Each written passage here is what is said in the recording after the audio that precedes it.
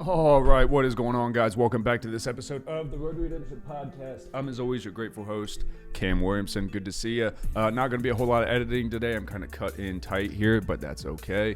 We're gonna get right after it. Today, we are talking about love games. Love games, right? So, those of you that know, I've been married twice, divorced twice, and I've been married since I was about 18 years old. Got separated about 2 years ago, and kind of, through the process of going through divorces, custody battles, stuff like that, kind of kept my business to myself. Whatever. I'm going to open up a little bit about what my experience has been being back in the dating or love game arena. It's been kind of weird. I'm a single dad now, so half the week I have my daughter by myself and here where I live, and it's just her and I. So my main priority has been taking care of my daughter, and, obviously I don't have her for half the week, so I have half the week to kind of figure out the other part of my life. Who am I outside of being a dad? And that obviously comes with meeting people, interacting with people, developing relationships, finding out relationships aren't what you're looking for, etc. I'm just going to kind of go through the challenges that I've been noticing as a 33-year-old guy going through this situation. Social media is obviously a lot different. When I was married both times, social media wasn't really a thing. Like, TikTok became a thing right around COVID. So during my second marriage, before that, TikTok wasn't a thing. Snapchat wasn't really a thing. All these like dating apps weren't really a thing, which affects things more than you would think it does. Let me start by saying this one, because this is the one that I've seemed to notice the most, is people being completely hung up on their exes.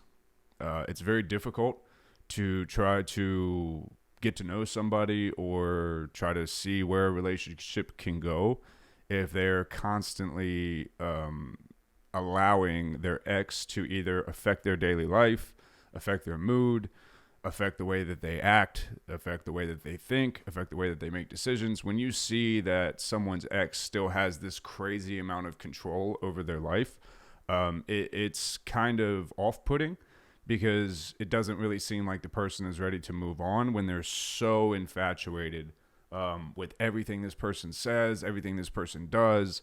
Every piece of content they make is about how their ex is a narcissist and how they were mistreated. And I'm not here to say don't tell your story. Lord knows I've told my story ad nauseum about how I've been, how I feel I've been mistreated in relationships. But it's not the only thing that I post about.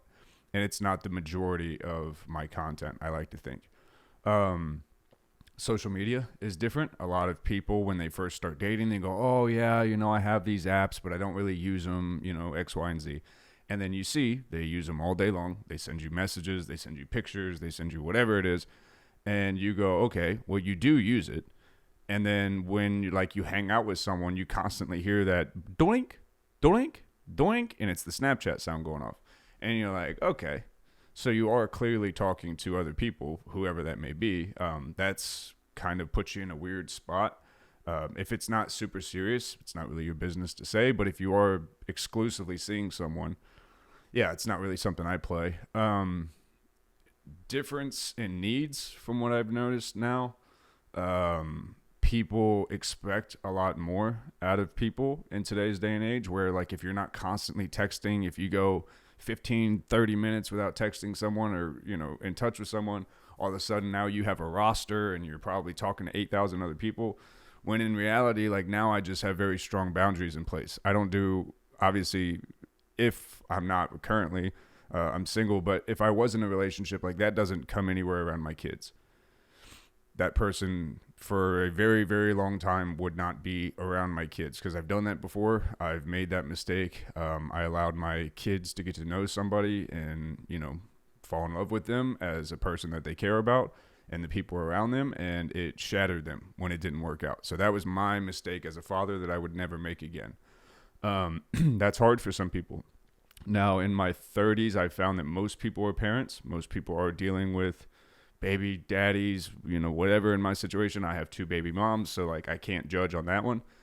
But again, it's all about what are you trying to do? Are you trying to stay in this stuck place of you're someone's baby mom and your whole life revolves around that, and you really don't have even a potential to move forward, whether you're so stuck in the position that you're in and you don't have space in your life to try to explore something new.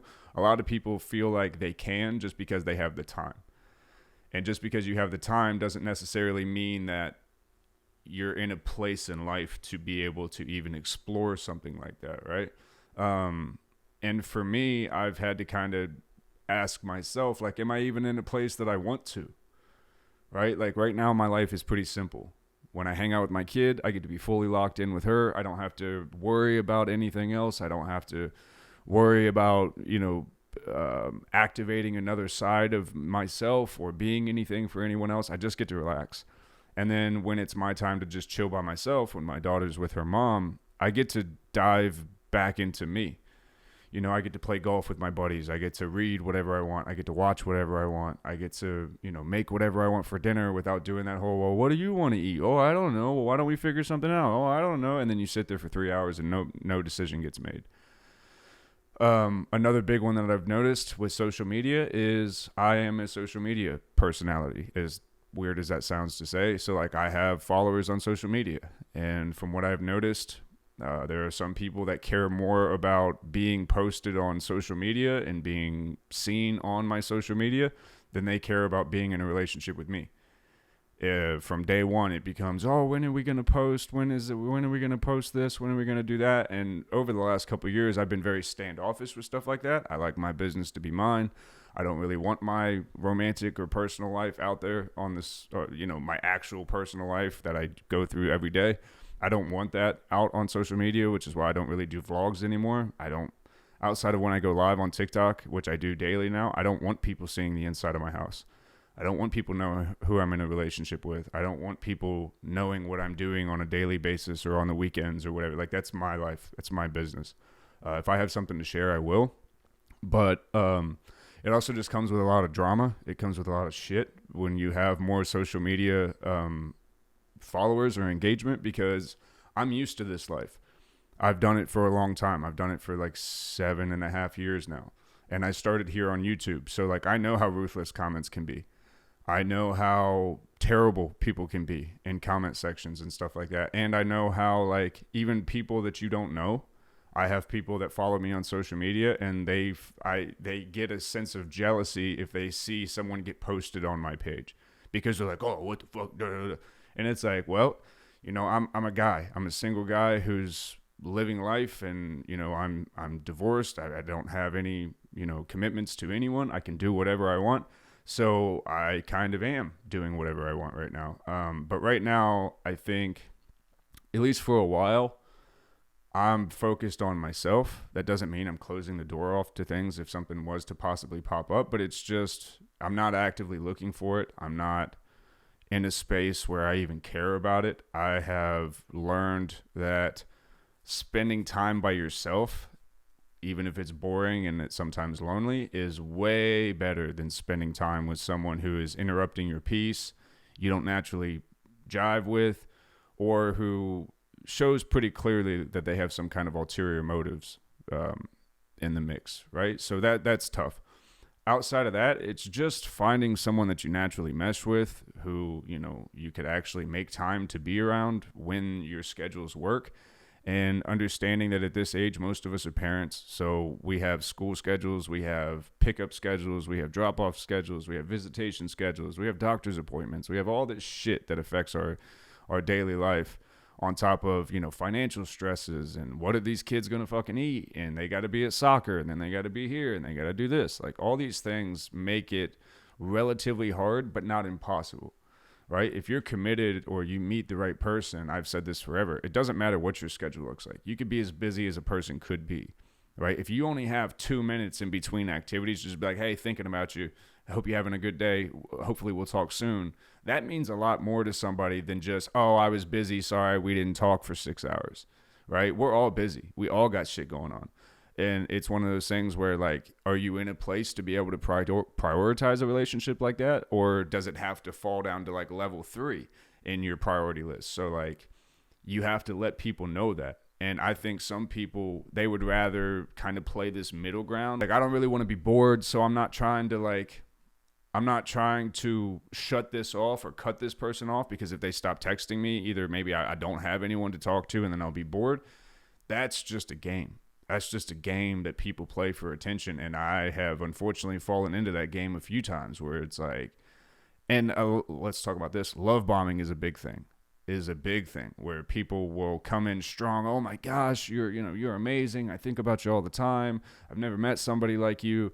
And then a couple days in, it's either complete silence and, now they're being kind of weird and off-putting because they probably started talking to somebody else, or the energy just kind of changes after a couple weeks where now all of a sudden, like all these other things, you see very clearly where their priorities lie. And one of my big things always is, now I don't sleep very well, but I don't expect other people to stay inside of my sleeping schedule. But like, I'm a dad.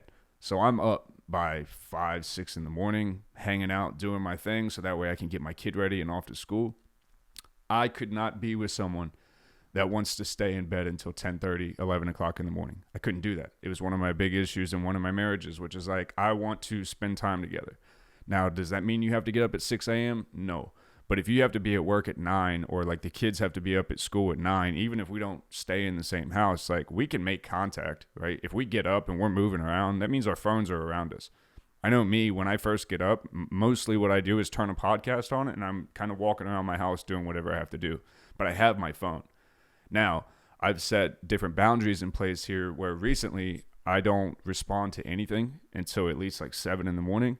I don't check my emails. I don't do nothing. And then when my kid gets home, I don't pay attention to anything. I'm not scrolling social media. I'm not really responding to people unless my kid is otherwise occupied.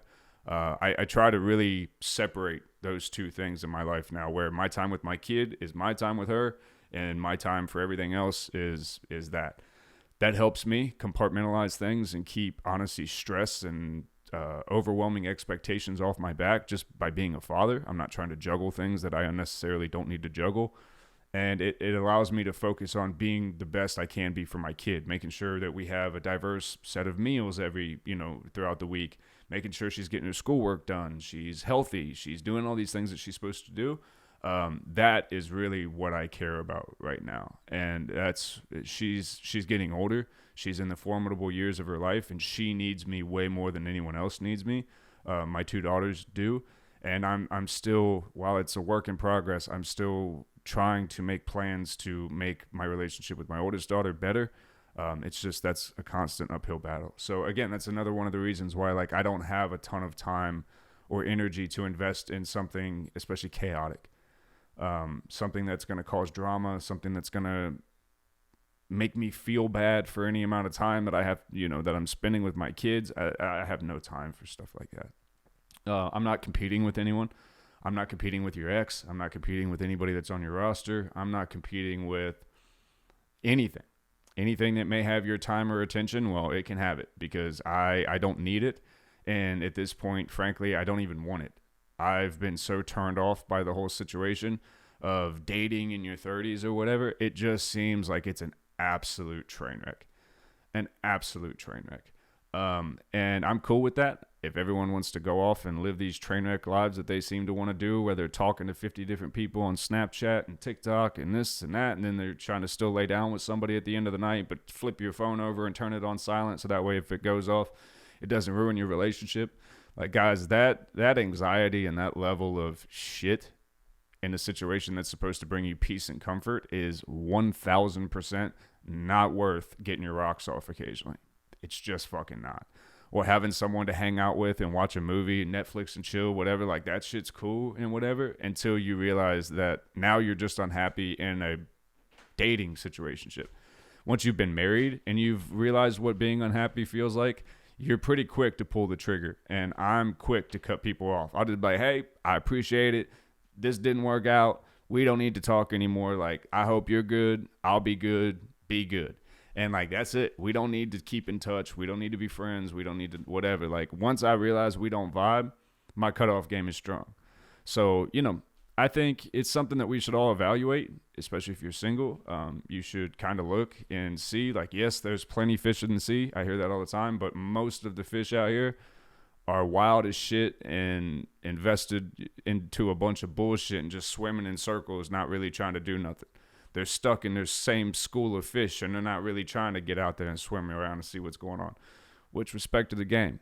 Respect to the game. Everybody hurts and they heal and they love differently, and it's all cool.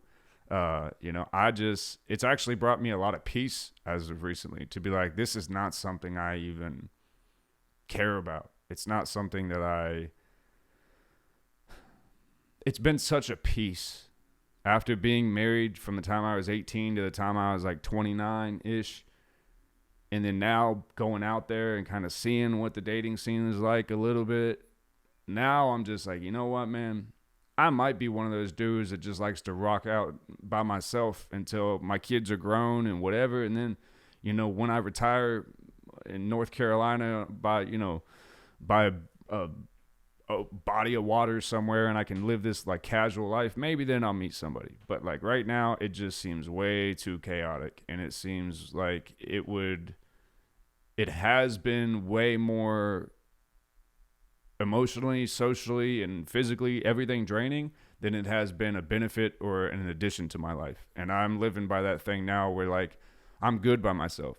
So if the peace I have by myself, you take away from that and you don't add to it, well then I don't need you in my life. So that's about where it's been at.